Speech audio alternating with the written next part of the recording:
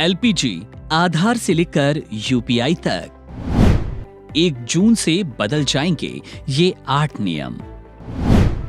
सीधा आपकी जेब पर होगा असर।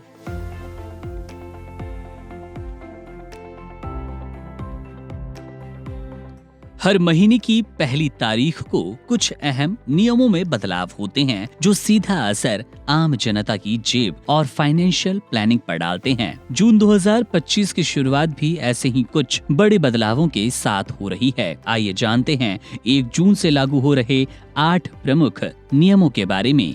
इसमें सबसे पहला है एलपीजी सिलेंडर के दाम। हर महीने की तरह इस बार भी 1 जून को घरेलू और कमर्शियल एलपीजी सिलेंडरों की कीमतों में बदलाव हो सकता है। मई में 14 किलोग्राम वाले घरेलू गैस सिलेंडर की कीमत स्थिर रखी गई थी, जबकि 19 किलोग्राम के कमर्शियल सिलेंडर की कीमत में 17 रुपए की कटौती हुई। जून की शुरुआत में फिर कीमतों में बदलाव की संभावना है, जिससे आपके मासिक बजट पर असर पड़ सकता है। दूसरा पॉइंट है ईपीएफओ 3.0 का रोल आउट। सरकार जून महीने में ईपीएफओ का नया वर्जन ईपीएफओ 3.0 लॉन्च करने जा रही है। इसके तहत पीएफ क्लेम प्रक्रिया और आसान होगी। इसके साथ ही अब एटीएम और यूपीआई के जरिए पैसे निकाल सकते हैं। इस सुविधा का लाभ देश के 9 करोड़ से अधिक पीएफ खाता धारकों को मिल पाएगा। तीसरा बिंदु है आधार कार्ड अपडेट की मुफ्त सुविधा समाप्त। यूआईडीएआई द्वारा आधार कार्ड अपडेट की मुफ्त सेवा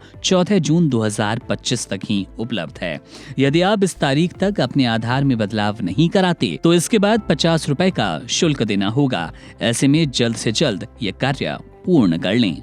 क्रेडिट कार्ड के नियमों में बदलाव, विशेषकर कोटक महिंद्रा बैंक। कोटक महिंद्रा बैंक के क्रेडिट कार्ड धारकों के लिए 1 जून से नया शुल्क लागू होगा। अगर ऑटो डेबिट ट्रांजैक्शन फेल होता है तो बैंक 2% का बाउंस चार्ज वसूल सकता है, जो कि ₹450 से लेकर 5,000 रुपए तक हो सकता है। इसके साथ ही फाइनेंस चार्ज भी 3.50% से बढ़ाकर 3.75% किया जा सकता है। पांचवा बिंदु है सीएनजी, पीएनजी और एटीएफ की कीमतें। 1 जून को सीएनजी, पीएनजी और एटीएफ यानी कि एयर टरबाइन फ्यूल की कीमतों में बदलाव संभव है। हर महीने की पहली तारीख को इन फ्यूल्स की कीमतें ऑयल मार्केटिंग कंपनियों द्वारा संशोधित की जाती है।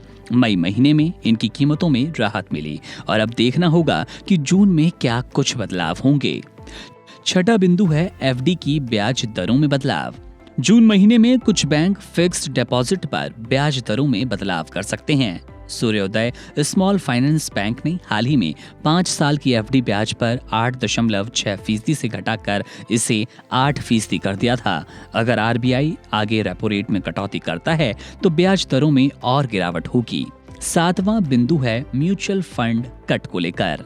सेबी ने ओवरनाइट म्यूचुअल फंड्स के लिए नया कट ऑफ टाइम लागू किया है। अब ऑफलाइन ऑर्डर 3 बजे और ऑनलाइन ऑर्डर 7 बजे तक ही स्वीकार किए जाएंगे। इसके बाद का ऑर्डर अगले वर्किंग डे पर प्रोसेस होगा। 8वां बिंदु है यूपीआई ट्रांजैक्शन में नया डिस्प्ले नियम। एनपीसीआई ने यूपीआई ट्रांजैक्शन के लिए नया नियम लागू किया, जिसके तहत अब पेमेंट करते समय केवल अल्टीमेट बेनिफिशियरी का वास्तविक बैंक नाम दिखाई देगा। क्यूआर कोड पर एडिट किए गए नाम या निकनेम नजर नहीं आएंगे। ये बदलाव 30 जून तक सभी ऐप्स पर लागू हो सकते हैं। Subscribe to One India and never miss an update.